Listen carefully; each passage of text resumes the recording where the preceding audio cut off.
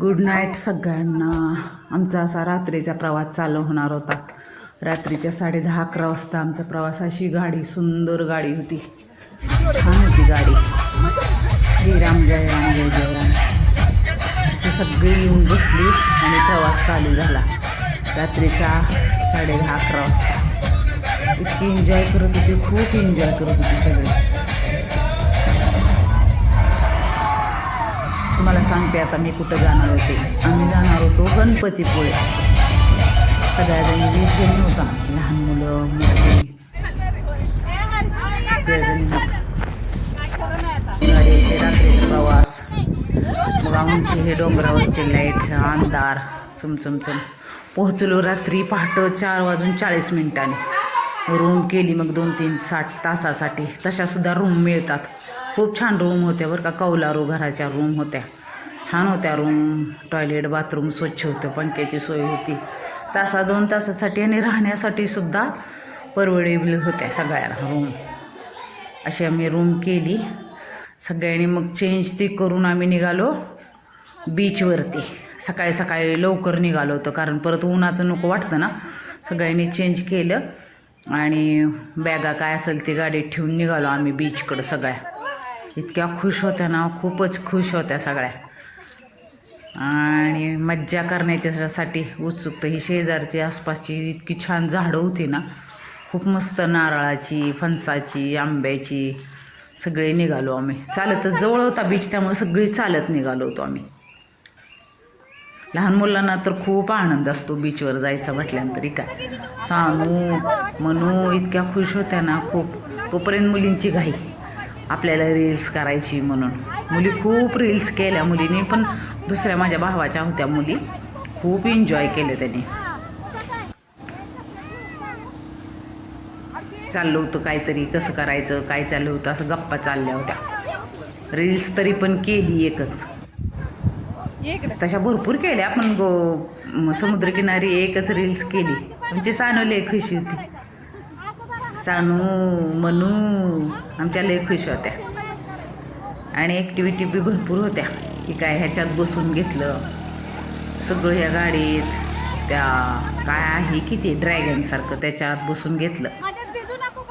स्वच्छ होता समुद्रकिनारी.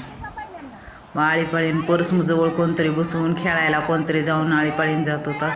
सूर्य असा इतका सुंदर उगवला होता ना, तिथं सुद्धा मी सूर्याचं दर्शन घेतलं. आणि समुद्राच्या बीचवर इतकं त्याचं म्हणजे सूर्य उगवलेला पडलं होतं ना, खूपच छान दिसत होतं. हे बघा किती सुंदर दिसते बघा, सूर्याची किरण पडलेली उगवलेला पाण्यावरती.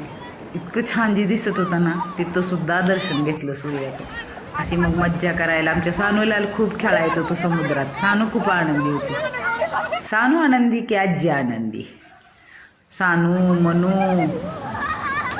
माझ्या भावाचे ना, तर ह्याच्यात सुद्धा बसून घेतलं सगळ्यांना. त्या ह्याच्यात सुद्धा मी बसून घेतलं. ते भीती वाटत होती पण नाही काय, ते पुढं निळं आले ना, त्याच्यात सुद्धा बसून घेतलं. काय म्हणायचं हे असल्या गाडीवर सुद्धा, त्याच्यावर सुद्धा बसून राईड केली आहे. ती राहिली होती माझी गोव्यात करायची, ते केलं सगळं केलं. फक्त स्कूबा डायव्ह नव्हतं, लांब होतं खूप, ते राहिलं माझं करायचं. इतक्या उशीर खेळत होतं ना. सकाळी गेलेलो, मला तर वाटते 9:30-10 वाजता आलो. सकाळी 7-6 गेलो. सानून आमच्या 1-2 गटांगळ्या खाल्ल्या समुद्रात.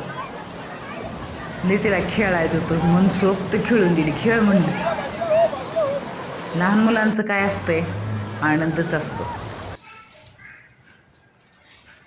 वारं इतकं सुटलं होतं बीचवर, काय केस पण नीट राहत नव्हते. सानूला आमच्या फोटो काढायला म्हणल्यावर आली. मग सगळ्यांनी परत रूमवर जाऊन फ्रेश होऊन मंदिराच्या दर्शनासाठी. आत काय आपल्याला मोबाईल नेऊन देत नाही. दर्शन हे झाल्यानंतर मग सानूचे 1-2 फोटो ते काढले. भरपूर सगळ्यांनी काढले सगळ्यांचे. सानू आमची उभंच राहत नाही फोटो काढायला. परिसर इतका स्वच्छ आणि सुंदर. दर्शन झालं गणपतीचं पण इतकं छान ना.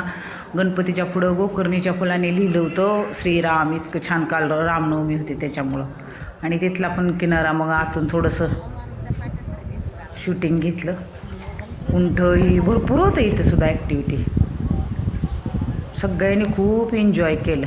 उन्हाळ्यात सुट्टीत कुठंतरी मुलांना पण जाऊ वाटतं ना. मग खूप माझ्या भावाच्या मुलीही भरपूर होत्या, त्यांनी पण खूप एन्जॉय केलं. मग सगळ्यांनी फोटो ते काढून घेतलं. दर्शन पण खूप छान झालं. मग प्रसाद तिथंसुद्धा मिळतो. मग चौकशी केल्यानंतर प्रसादही घेतला आहे. काय फोटो ते काढले, व्हिडिओ काढले सगळ्यांचे. गर्दी होती भरपूर काल, तरी पण एवढी नव्हती. पटकीना झालं दर्शन. आम्ही आल्यानंतर खूप गर्दी व्हायला लागली होती.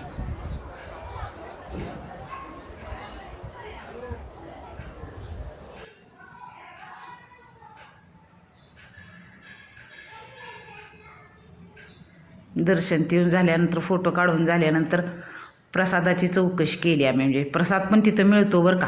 आरती झाल्यानंतर काल रामनवमी असल्यामुळं गणपतीची आरती, रामाची आरती होऊन झाल्यानंतर चांगले 12:30-1 वाजले प्रसाद मिळायला आम्हाला. बसलो होतो प्रसादाच्या रांगेतली. मंदिराचा सुंदर असा परिसर. ऊन एवढं नव्हतं तरी बरं का, थोडंसं आभाळ चालतं. दर्शन हे झाल्यानंतर मग बाहेर आलो आणि मुलांचं असतं की गणपतीच्या कानात सांगायचं हे ते चाललं होतं मुलांचंही.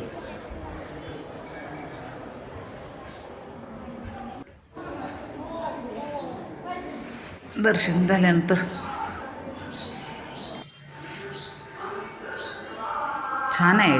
गेट समोर 2 हत्ती, हे मस्तच आहे खरं. गणपतीपुळेचं मंदिर छान आहे. आणि मग थोडं खरेदी केली लहान मुलांसाठी. हे घे ते घे आजी. मी पण काहीतरी कानात सांगितलं, सगळी सुखी व्हावीत आणि युद्ध थांबावं. खरं म्हणजे गणपतीच्या कानात सांगितलं खरं.